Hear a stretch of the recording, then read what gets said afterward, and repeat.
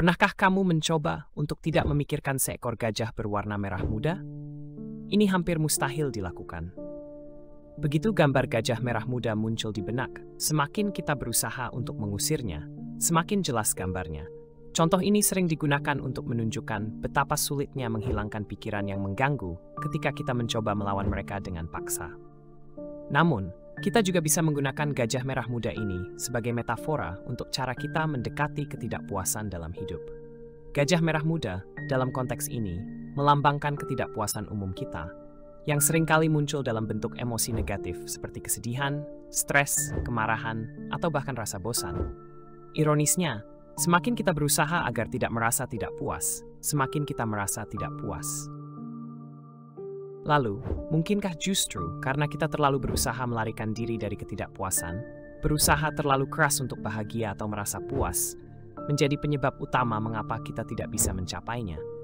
Disinilah kita menemui paradoks kehendak, yang menjadi dasar dari hukum paradoks usaha, atau dikenal juga sebagai hukum terbalik dari filsuf Alan Watts. Hukum terbalik menyatakan bahwa semakin kita mengejar sesuatu, kita justru mendapatkan hasil yang berlawanan dengan yang kita inginkan.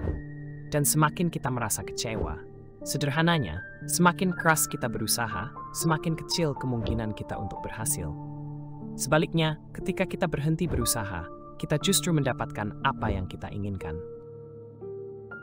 Jadi, jika kita ingin berhenti memikirkan gajah merah muda, solusi paradoksnya adalah berhenti berjuang dan membiarkan keinginan untuk mengusirnya perlahan menghilang. Alih-alih memaksa mengusir gambar gajah dari pikiran kita membiarkannya memudar dengan sendirinya dengan tidak memberikan perhatian padanya. Tetapi pertanyaannya adalah, bagaimana hukum terbalik ini bekerja dalam kehidupan nyata? Lebih spesifik lagi, bagaimana kita bisa mendapatkan apa yang kita inginkan tanpa berusaha mendapatkannya? Ini mungkin tampak seperti masalah yang tidak masuk akal dan mustahil, terutama di dunia yang mendorong kita untuk terus berusaha dan berjuang demi meraih apa yang kita inginkan. Kemauan sering dianggap sebagai solusi untuk mencapai tujuan luar. Misalnya, jika kita ingin menjadi kaya, dalam arti memiliki banyak uang, kita mungkin berpikir harus bekerja keras untuk mengumpulkan uang yang cukup agar dianggap kaya. Jika kita ingin lari maraton, kita perlu berlatih agar memiliki stamina untuk menempuh jarak sejauh itu. Namun, hukum terbalik tidak berbicara hanya tentang pencapaian materi. Jika ada, ia berbicara lebih jauh dari itu. Ia membahas pencapaian hal yang benar-benar dari lubuk hati kita inginkan. Ini adalah jalan pintas menuju piala suci, sesuatu yang kita semua dambakan, hal yang benar-benar berharga. Namun, apa itu? Apakah itu kekayaan, cinta, persahabatan, kehidupan yang panjang dan sehat? Meskipun hal-hal tersebut dapat membawa kebahagiaan, pada kenyataannya mereka hanyalah versi murahan dari yang sebenarnya kita cari. Semua ini adalah hal-hal yang kita yakini akan membawa kita pada kebahagiaan. Namun, seperti yang ditunjukkan oleh hukum terbalik, semakin kita mencari, semakin kita tidak menemukannya. Semakin kita mengejar keadaan eksternal, semakin kita menjauh dari apa yang sebenarnya kita inginkan. Lalu, apa itu? Mungkinkah yang kita cari adalah kebahagiaan? Dan jika benar, apa itu kebahagiaan? Apakah itu sesuatu yang bisa kita dapatkan melalui cinta atau kekayaan materi? Menurut Alan Watts, kita tidak benar-benar tahu apa yang kita inginkan karena kita tidak bisa mendefinisikannya. Alan Watts pernah mengatakan, "Mengapa kamu tidak benar-benar tahu apa yang kamu inginkan?" Ada dua alasan mengapa kamu tidak benar-benar tahu apa yang kamu inginkan. Pertama, karena kamu sudah memilikinya. Kedua, karena kamu tidak bisa sepenuhnya mengenal dirimu sendiri, karena secara alami, hal itu memang mustahil. Sama seperti pisau tidak bisa memotong dirinya sendiri, api tidak bisa membakar dirinya sendiri, dan cahaya tidak bisa menerangi dirinya sendiri. Itulah idenya. Jadi, apakah yang kita cari sebenarnya terhalang oleh tindakan kita dalam mencarinya? Dan apakah kita mencari sesuatu yang bahkan tidak bisa kita definisikan? Jika memang benar demikian, mengapa kita tetap terus mencari? Kondisi manusia merupakan kesalahpahaman kolektif, di mana kita percaya bahwa mendapatkan hal-hal eksternal atau mengubah situasi sekitar, baik itu materi, uang, tubuh, atau lingkungan, akan membebaskan kita dari rasa kekurangan. Tapi hukum terbalik menunjukkan hal sebaliknya. Kita merasa kekurangan karena ketidakpuasan dengan saat ini. Semakin tidak puas kita, semakin kita menderita. Semakin kita merasa butuh perubahan untuk merasa bahagia, semakin sedikit kita merasa puas. Bayangkan kamu menetapkan tujuan untuk menjadi seorang miliarder, dengan keyakinan bahwa hal itu akan membawakan kebahagiaan. Menetapkan tujuan seperti itu tidak hanya membutuhkan banyak usaha, tetapi juga membuatmu merasa tidak bahagia saat menyadari betapa jauh dirimu dari tujuan tersebut. Mark Manson, seorang penulis terkenal, pernah mengatakan bahwa mengejar sesuatu hanya memperkuat fakta bahwa kamu merasa kekurangan sejak awal. Semakin keras kamu berusaha untuk menjadi kaya, semakin kamu merasa miskin, terlepas dari berapa banyak uang yang berhasil kamu dapatkan. Dan jika kamu terus meningkatkan jumlah uang yang kamu anggap cukup untuk bahagia, kamu akan merasa semakin tidak berdaya dan tidak puas. Namun, jika kamu menurunkan standar tersebut, perasaan kurang itu berkurang seiring dengan makin dekatnya tujuanmu dengan kenyataan. Masalahnya, kita cenderung menetapkan tujuan yang terlalu tinggi, jauh di atas posisi kita saat ini, dan hal ini hanya memperdalam rasa ketidakpuasan yang berlarut-larut. Kecenderungan manusia adalah terus-menerus mengejar lebih banyak, seolah-olah hal itu bisa menghilangkan rasa gatal dari ketamakan. Namun ironisnya, penggemar seni Tortoises Force Gaspond.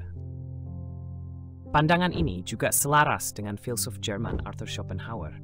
Menurut Schopenhauer, keinginan kita adalah bagian dari sesuatu yang lebih besar, yaitu kehendak untuk hidup. Kehendak ini adalah dorongan buta, tidak terarah, dan terus-menerus, yang menyebabkan kehidupan penuh penderitaan, dan tidak ada satupun di dunia yang bisa menghentikan itu. Oleh karena itu, kita selalu menginginkan lebih dari yang kita butuhkan, dikendalikan oleh perasaan kekurangan yang terus-menerus.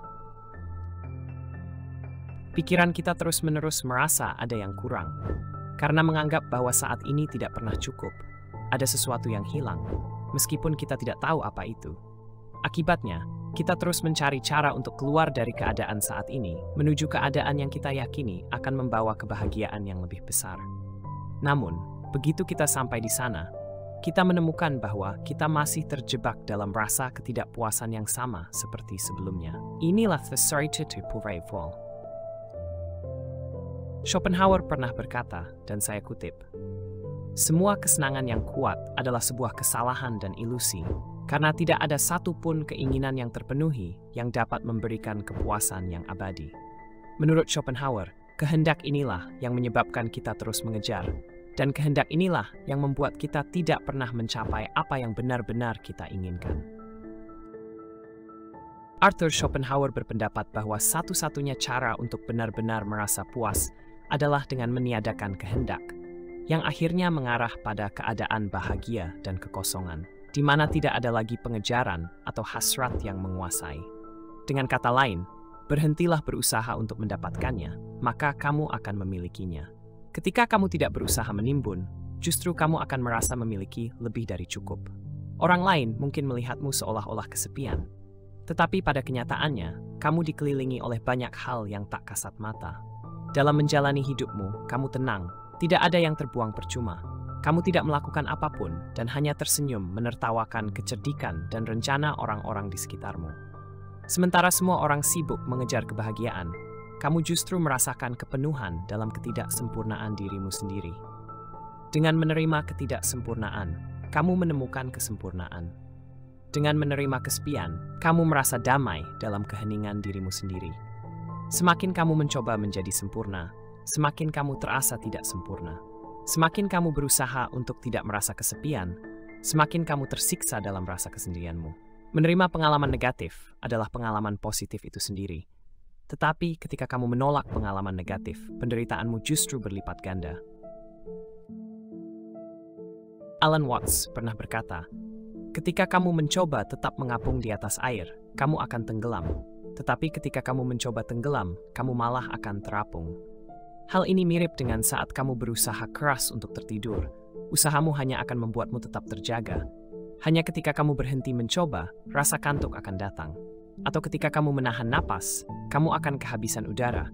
Tetapi ketika kamu melepaskan, napasmu akan kembali secara alami. Ketika kita berhenti berusaha untuk bahagia, kita akan menemukan kebahagiaan. Karena tidak ada lagi selain saat ini yang sudah cukup. Saat kita berhenti berusaha menjadi kaya, kita akan hidup dalam kelimpahan. Karena kita merasa puas dengan apa yang sudah kita miliki, dan sisanya hanya menjadi bonus. Jadi, satu-satunya cara untuk mendapatkan apa yang kamu inginkan adalah dengan berhenti menginginkannya. Itulah pelajaran yang diajarkan oleh hukum terbalik. Ada sebuah kisah Zen yang mengilustrasikan paradoks ini, menjelaskan bagaimana kita dapat membuat air keruh menjadi jernih. Bayangkan ada sebuah danau dengan air yang keruh, dan kamu ingin melihat dasar danau tersebut. Kamu bisa mencoba mengaduk airnya, atau menggunakan tanganmu untuk mencoba membersihkan kekeruhan. Tetapi, itu tidak akan berhasil. Satu-satunya cara untuk melihat dasar danau adalah dengan tidak melakukan apapun, membiarkan air tenang dan keruhannya mengendap dengan sendirinya hingga air menjadi jernih. Kekeruhan ini melambangkan hasrat, pikiran, dan ketidakpuasan kita. Mengaduk air dan mencoba membersihkan kekeruhannya menggambarkan usaha kita untuk mencari kebahagiaan. Melihat dasar danau melambangkan kepuasan yang hanya sedikit ketikirkan sekali senang dan membiarkan kekeruhan berhandong dengan sendirinya. Jadi, berhentilah berusaha dan kamu akan memilikinya. Memahami bagaimana hukum terbalik bekerja bukan berarti kita tidak boleh menetapkan tujuan, tidak boleh memiliki ambisi, atau tidak boleh mengejar perubahan. Tentu saja ada banyak alasan bagi kita untuk berubah dan tidak menerima keadaan saat ini begitu saja. Namun, hukum terbalik mengajarkan kepada kita bahwa jangan sampai tertipu oleh pemikiran bahwa mengejar kebahagiaan akan membawa kebahagiaan. Justru sebaliknya, dengan pengetahuan ini, kita bisa lebih sering masuk ke dalam keadaan bahagia dari tidak menginginkan apa-apa. Seperti yang Alan Watts katakan, misteri kehidupan bukanlah masalah yang harus dipecahkan, melainkan sebuah realitas yang harus dialami. Terima kasih telah menonton. Jika kamu merasa konten ini bermanfaat, jangan lupa untuk like, share, dan subscribe untuk mendukung channel ini. Sampai jumpa di video berikutnya.